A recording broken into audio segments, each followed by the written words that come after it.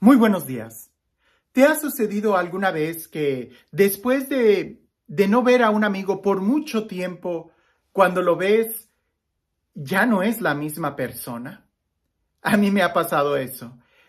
Claro, hay algunas amistades que pueden pasar años sin vernos y cuando nos vemos seguimos siendo los mismos amigos que nos reímos de las mismas cosas. Pero también he tenido la impresión de que a veces las personas cambian mucho, sobre todo cuando viajan, cuando estudian, cuando sucede algo en sus vidas, cuando se casan, no se diga cuando se casan. Muchos de mis amigos cuando se casaron he visto cómo han madurado para bien, han cambiado mucho. Las personas cambian, cambiamos mucho. Recuerdo en una ocasión en las clases que tenía de latín, que la maestra nos decía que el latín era un idioma ya congelado, porque nadie lo hablaba, sino que más bien era de estudio y escritura y las reglas eran muy claras.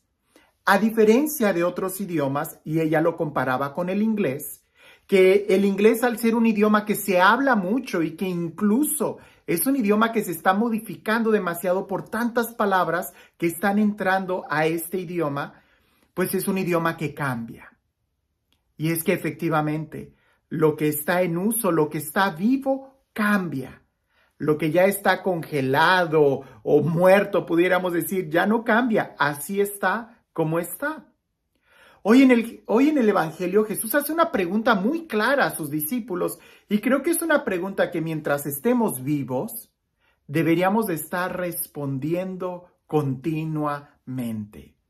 No sea que nos hayamos quedado congelados en una parte de nuestra historia y que no nos demos cuenta que ya hemos cambiado y entonces, como aquella ropa que está guardada en el closet, después de muchos años te la quieres poner y sorpresa, ya no te queda.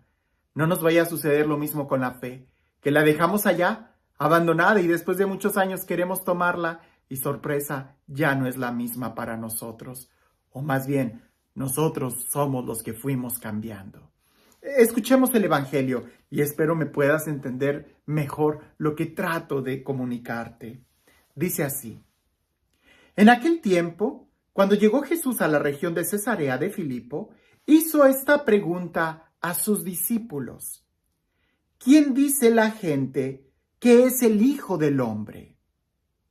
Ellos le respondieron: unos dicen que eres Juan el Bautista, otros que Elías, otros que Jeremías o alguno de los profetas. Luego les preguntó: ¿y ustedes quién dicen que soy yo? Simón Pedro tomó la palabra y le dijo: tú eres el Mesías, el Hijo de Dios vivo. Jesús le dijo entonces: dichoso tú, Simón, hijo de Juan, porque esto no te lo ha revelado ningún hombre, sino mi Padre que está en los cielos. Y yo te digo a ti que tú eres Pedro, y sobre esta piedra edificaré mi iglesia. Los poderes del infierno no prevalecerán sobre ella. Yo te daré las llaves del reino de los cielos. Todo lo que ates en la tierra quedará atado en el cielo, y todo lo que desates en la tierra quedará desatado en el cielo. Y les ordenó a sus discípulos que no dijeran a nadie que él era el Mesías. A partir de entonces comenzó Jesús a anunciar a sus discípulos que tenía que ir a Jerusalén para padecer allí mucho de parte de los ancianos, de los sumos sacerdotes y de los escribas, que tenía que ser condenado a muerte y resucitar al tercer día. Pedro se lo llevó aparte y trató de disuadirlo diciendo: no lo permita Dios, Señor. Esto no te puede suceder a ti.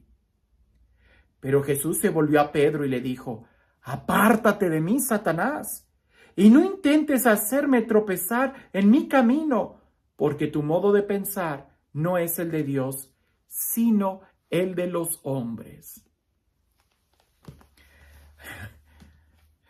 El Evangelio está muy fuerte. Primero por las preguntas que Jesús hace y a veces pasa desapercibido el lugar en donde Jesús hace la pregunta. Jesús hace la pregunta en Cesarea de Filipo. Es un lugar pagano, es un lugar donde no se conoce a Dios. De hecho, no hay registros que Jesús haya hecho algún milagro ahí. Si Jesús hubiera hecho esa pregunta en Jerusalén o en Cafarnaúm, donde hizo muchos milagros, pues seguramente hubiera sido fácil contestar. En nuestra vida, cuando Jesús nos pregunta quién es Él para nosotros, es precisamente en los momentos de soledad, de desierto. Es ahí donde nosotros decimos quién es Jesús. Lo he dicho muchas veces que adentro de la iglesia o en un retiro es muy fácil alzar las manos, cantar aleluya y decir Jesús es el Señor. Pero en donde tenemos realmente que decir quién es Jesús para nosotros es precisamente allá afuera, en los retos de la vida diaria, en los problemas, en las dificultades donde no vemos la mano de Dios obrar. Ahí es donde tenemos que dar una respuesta. Y no es que la respuesta sea obligada como si fuera un examen, no, es que viene de manera natural.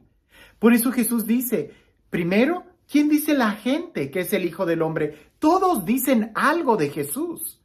No creo que la gente haya estado literalmente respondiendo esa pregunta. Yo pienso que Jesús es, yo pienso que Jesús es. No, la gente habla de Jesús, igual sucede el día de hoy. Todo mundo tiene una especie de definición de quién es Dios y aunque no lo digan filosofando, yo pienso que Dios es, no, en la forma de vivir se expresa. Me sorprendía que hace poco leí algunas estadísticas y dicen que en estos últimos años, a partir de la década de los 80, el índice de religiosidad ha aumentado muchísimo. Pero pareciese que la calidad de vida religiosa está un poco en cuestión, ¿no? Los templos se están llenando más de gente. Bueno, habría que ver ahora con lo de la pandemia. He oído que en algunos lugares todavía siguen batallando para que la gente vuelva a la iglesia. Pero aún así, creo que la respuesta es muy clara. La gente se cree religiosa, se cree creyente, profesan una fe. Incluso en un país como México, la mayoría de la gente se cree católica. Pero si les preguntas, ¿vas a misa? Si les preguntas, ¿cuándo fue la última vez que te confesaste? Si les preguntas, ¿estás escuchando lo que el Papa Francisco nos está enseñando? La mayoría de ellos van a decir que no. Entonces, no. Una cosa es lo que decimos y otra cosa es lo que creemos y vivimos. Y es ahí donde Jesús hace la siguiente pregunta a sus discípulos. ¿Ustedes quién dicen que soy yo? Desde la fe, desde tu compromiso de vida. Sí, tú puedes recitarme el credo y muchas oraciones. Puedes recitarme el catecismo si tú quisieras de memoria. Ojalá. Pero tu vida, tu compromiso de vida, ¿qué dice? ¿Quién es Jesús? Y esto es muy interesante porque en Pedro nosotros vemos cómo esto cambia. Sí, Pedro da una profesión de fe, pero parece que se quedó ahí, atorada en un momento de su historia, porque enseguida Jesús empieza a hablar de que Él va a padecer, de que Él va a sufrir, y después Pedro le dice, no, Señor, esto no te va a pasar a ti. A ver, Pedro, la fe en Jesús no es de acuerdo a como tú crees, no es de acuerdo a tus conveniencias, no es de acuerdo a tus creencias, es de conforme a como Él se nos ha revelado. Y esta es una pregunta que tenemos que hacernos nosotros todos los días. ¿Quién es Jesús para mí? Sabemos que Jesús es el mismo ayer, hoy y siempre y que Él no cambia. Pero los que sí estamos cambiando somos tú y yo. Y el conocimiento que tenemos de Él, la profundización que tenemos de Él, tiene que ser cada vez más profunda, más real. De la misma manera que cuando yo tengo un amigo de la infancia y hemos pasado muchas cosas, el amor que yo le tengo a él posiblemente no va a cambiar, sigue siendo mi mejor amigo. Pero lo que yo puedo decir de él sí va a cambiar con el tiempo porque cada vez va agarrando diferentes roles, ¿verdad? Antes yo, cuando éramos adolescentes, de mi amigo, yo no iba a decir que era un buen padre de familia porque yo nunca lo había visto casado. Como amigo yo no iba a decir que era muy romántico con su novia, pues ni siquiera tenía novia, pero después pude decir, es muy romántico, después pude decir, es muy buen padre de familia, hoy puedo decir, está muy comprometido con su trabajo. Estoy hablando de la misma persona, pero esta persona cada vez yo la conozco de una manera más profunda.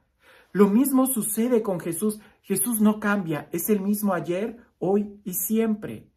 Pero nosotros sí estamos cambiando. Y a través de las dificultades o problemas que yo he ido teniendo, puedo ir diciendo cosas más profundas de quién es Jesús para mí.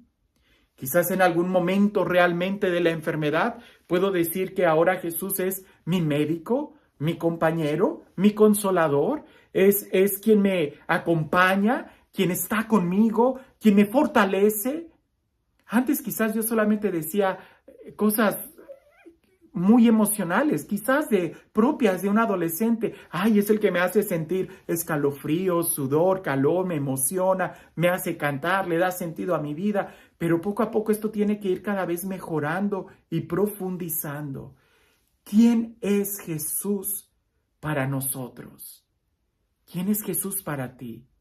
Y aunque no tengas que estar cambiando un credo o una profesión de fe, esa no cambia tampoco. Jesús es el mismo. Pero la forma en cómo tú vives, de acuerdo a tu experiencia, sí tiene que ir madurando y tiene que ir cambiando. Lo vemos en Pedro. Pedro, en este evangelio, hace una profesión de fe, pero después como que no entendía muy bien y quería quedarse con esa primer profesión de fe y Jesús lo reprende. Pero después vemos más adelante cómo Pedro fue capaz de responderle a Jesús, de recibir la encomienda de Jesús y de incluso hasta dar la vida por Jesús. Nos damos cuenta que en Pedro, dependiendo de la etapa de la vida de Pedro, él nos iba a ir diciendo algunas cosas de quién era Jesús para él, hasta el punto que su vida fue unida a la de Jesús. Nosotros nos hemos quedado estancados en alguna experiencia espiritual y no hemos podido salir o madurar en ella. Quizás tuvimos un retiro tan fuerte que es como cuando compras algo, un saco, un pantalón, una camisa, que te gusta tanto que la guardas en el closet para usarla solamente en eventos importantes. Pero resulta que después, cuando la quieres sacar, te das cuenta que ya no es de tu talla. No. A Jesús y la experiencia de Jesús no es para que se quede ahí, sino más bien para que nos acompañe todos los días y que ésta vaya cambiando. Un día le preguntaron a la Madre Teresa de Calcuta, Madre, ¿cuándo fue su encuentro con Dios? Y ella respondió, hoy. Así deberíamos de decir nosotros, cada día renovar, refrescar nuestra experiencia de Dios. ¿Quién es Jesús para ti? Y este Dios, el Dios del amor, el Dios de la vida, el Dios de la paz, el Dios que hace nuevas todas las cosas y que Él sigue siendo el mismo. El Dios que no dejamos de conocer y de profundizar en su amor inagotable, que sea Él quien el día de hoy nos bendiga. En el nombre del Padre, del Hijo y del Espíritu Santo. Cuentan por ahí que había un monje que quería alcanzar profundidades espirituales y era muy exigente en la disciplina que se ponía a sí mismo. En una ocasión, para no ser distraído por nadie, se fue al camino entre dos bosques, o más bien entre dos ciudades, se internó en el bosque y se subió a un árbol muy alto para que nadie lo interrumpiera y ahí se quedó orando, sentando en una rama. Cuando dos peregrinos decidieron precisamente ponerse abajo de ese árbol para platicar, y uno de ellos sacó una guitarra y empezó a afinarla. El que estaba al lado le dice, ten cuidado, no vayas a apretar mucho la cuerda, que la vayas a reventar, pero tampoco la dejes tan floja que no vaya a producir un sonido bueno. Tienes que tensarla lo suficiente para que produzca la música. Eso al monje que escuchó esas palabras le fueron de gran inspiración porque así es precisamente la vida. No tensarla demasiado que la vayamos a romper, pero tampoco dejarla tan floja que no produzca ninguna melodía. Tenemos que tensarla justo en el momento en la precisión correcta para que produzca música. Y los que saben de instrumentos musicales, de vez en cuando hay que volver a ajustar la cuerda para que produzca música. Así también nosotros. El conocimiento que tenemos que tener de Jesús no es solamente teórico, pero tampoco es solamente práctico y experiencial. Las dos cosas tienen que entrar para que nuestra profesión de fe sea la correcta. Pero de vez en cuando hay que detenernos y saber si la cuerda, si la experiencia de Dios está lo suficientemente bien tensada entre lo que profesamos y entre lo que vivimos. Que tengas un excelente día.